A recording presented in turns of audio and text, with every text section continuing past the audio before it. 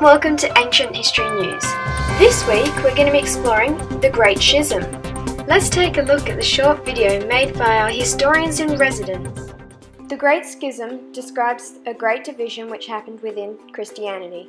The Christian Church became divided over different beliefs, thus splitting into what is today known as the Roman Catholic and Eastern Orthodox churches. The Great Schism is the fifth schism of a number of schisms that happened before.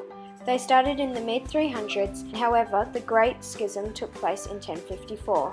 It took place between Rome and Constantinople within Europe. The political, social and cultural unity between the East and the West of the Roman Empire was shaken as a result of the West being invaded by barbarians and the rise of Islam in the East. Communication between the two empires was limited. The East adopted Greek and the West clung to Latin. Christianity was a dominant power through both empires and began to separate politically as well. The Pope controlled the West and patriarchs controlled the East. They also developed different church practices and beliefs through their separation. The Great Schism was a result of the disagreements building between the East and the West.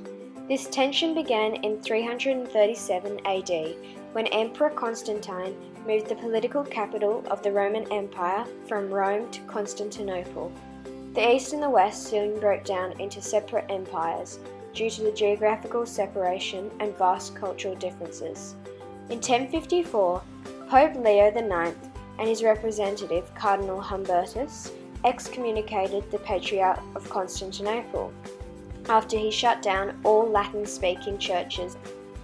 This then created the Roman and Eastern Orthodox churches. Prior to 1054, in 800, Pope Leo III crowned Charlemagne the Emperor of the West. This act marks the end of the dependence on the Eastern Emperor Zeno. When Constantine first relocated the capital of the Roman Empire, he hoped to remove the military vulnerability posed by the West and create a safer, renewed capital that could thrive in the economic success of the East, which had not been affected by invasions.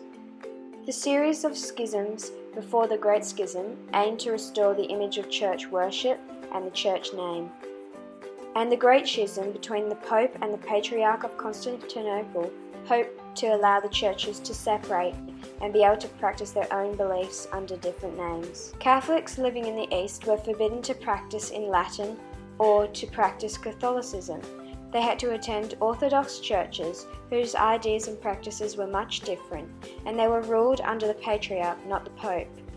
Catholics living in the West were exposed to many invasions and military vulnerability.